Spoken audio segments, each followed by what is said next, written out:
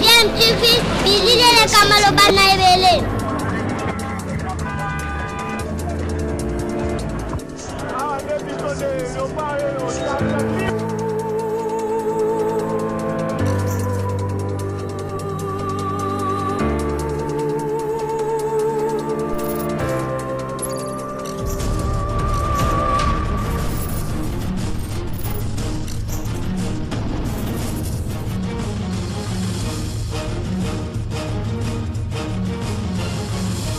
DMTV toujours en avant. Bonjour, vous êtes sur DMTV. Nous sommes heureux de vous savoir nombreux en train de nous suivre en ce moment. L'actualité, vous le savez, reste toujours bien entendu dominée par cette maladie à coronavirus qui continue sa propagation ici en République démocratique du Congo. Important pour nous de vous rappeler les mesures barrières que nous devons continuer à appliquer, à respecter afin de faire barrage à cette maladie qui continue à se propager. Rappelons-nous, le virus ne se déplace pas, c'est nous qui le faisons déplacer. Et donc, il est important pour nous protéger et protéger aussi nos proches et donc tout notre environnement de miser beaucoup plus sur la prévention car c'est le meilleur traitement que nous puissions avoir à ce jour.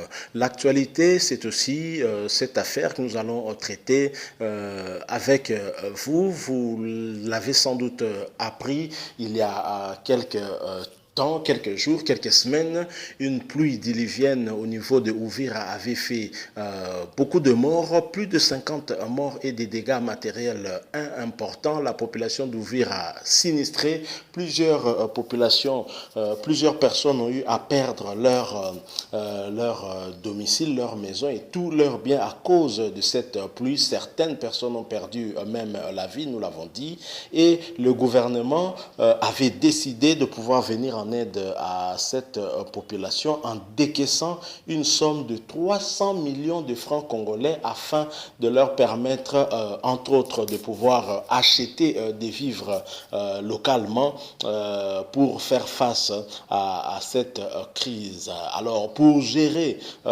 cette situation, notamment cette aide du gouvernement central, une commission avait été mise en place par le gouvernement au travers le ministère des Affaires humanitaires chapeauté par le ministre Steve Mbikai et cette commission à la tête de laquelle se trouvait justement le ministre Steve Mbikai s'était rendu sur place pour l'état de lieu et aussi pour faire le constat de ce qui venait de se passer. Alors la société civile au niveau de Uvira associée, la société civile dans le Sud Kivu en général associée aux sinistrés qui étaient victimes justement de cette dernière pluie là-bas, accuse cette commission mise en place par le ministre des Affaires humanitaires d'avoir détourné une partie de ces 300 millions de francs congolais, 48 millions de francs congolais très exactement. Et cette société civile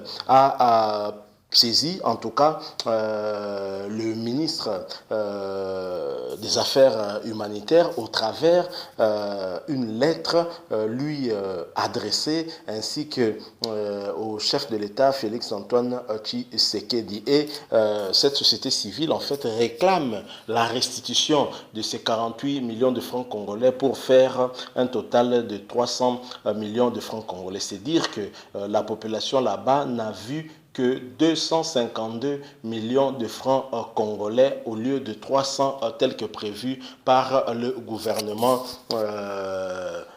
Ilunga Ilunkamba. Donc voici la situation, une situation honteuse que cette population a vécu, une population sinistrée, mais qui se voit aussi privée d'une partie des sommes qui lui étaient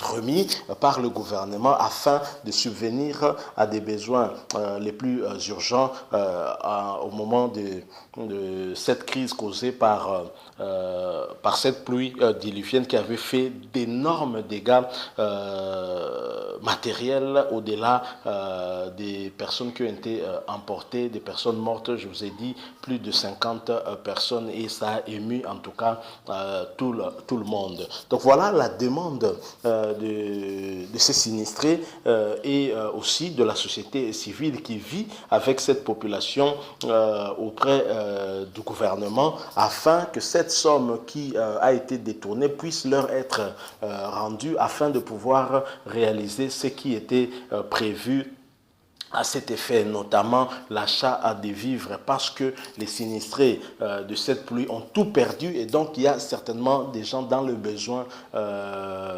d'aliments, de nourriture, parce que la situation en ce moment était catastrophique. Alors cette lettre date du 27 avril et a été signée par Maître Guillaume Fadili Gézibois, qui est de la société civile citoyenne de la RDC.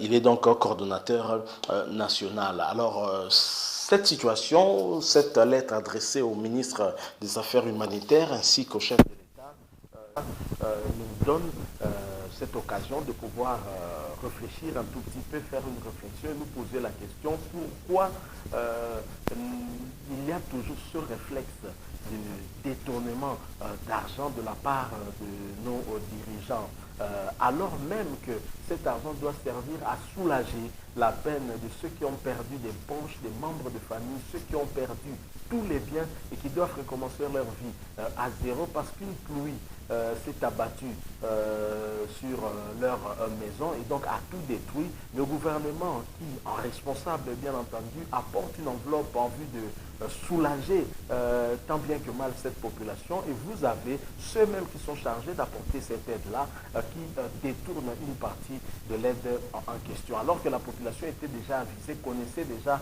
le montant. C'est vraiment triste et ceci devrait interpeller les consciences mais pas seulement, ça devrait en fait interpeller aussi la justice parce que dans un état de droit, l'état de droit que réclame le chef de l'État Félix-Antoine Tshisekedi depuis toujours et maintenant qu'il est au pouvoir plus que jamais, il est impératif que dans ce genre de situation, à partir du moment où il y a dénonciation, que le procureur général de la République ou je ne sais quel procureur puisse se saisir de ce dossier dans la limite bien sûr de ses compétences afin de pouvoir chercher à établir la vérité et à établir des responsabilités si effectivement détournement il y a. Parce que là, il y a des allégations graves des détournements dont on connaît aussi les acteurs parce que cette société civile qui a écrit au ministre Steve Mbikai ainsi qu'au chef de l'État a parlé clairement d'une commission chapeautée par le même ministre. Et donc, il est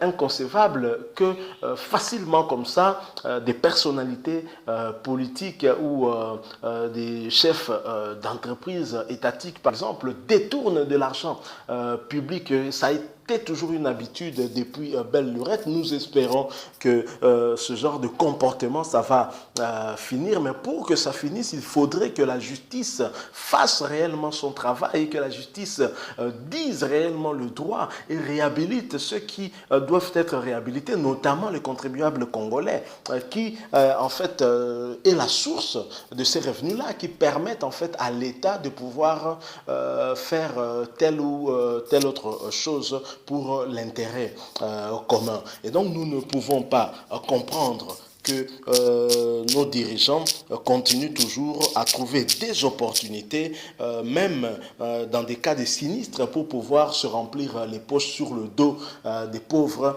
citoyens congolais, contribuables du reste. Et c'est vraiment malheureux. Et nous pensons que si réellement ces faits sont avérés, que d'abord que les 48 millions de francs congolais puissent retourner à la caisse qui a été instituée à cet effet, afin de faire, de réaliser en tout cas l'objectif qui lui a été assigné, notamment celui de permettre l'achat des vivres et de partager à ces sinistrés qui sont démunis de tous leurs moyens après cette pluie diluvienne. C'est vraiment triste et nous pensons que le ministre Steve Mbikai, qui est ministre de tutelle, sa responsabilité est certainement engagée en tant que chef hiérarchique, d'autant que cette commission a été conduite par lui-même en personne et donc c'est aussi lui qui devrait répondre de ces accusations-là de détournement qui sont des accusations quand même assez graves et c'est honteux. Et si ces faits sont avérés, il faudrait à un certain moment qu'on ait aussi la culture de démission.